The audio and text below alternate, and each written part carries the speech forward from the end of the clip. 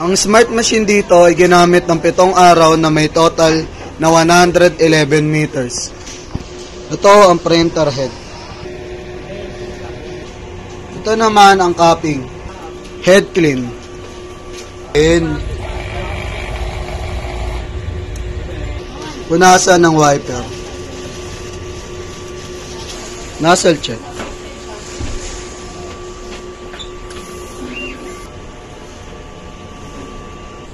Wala kaming in-house order, ang pending namin ay goods for 24 hours at wala kaming branch fulfillment ngayong week.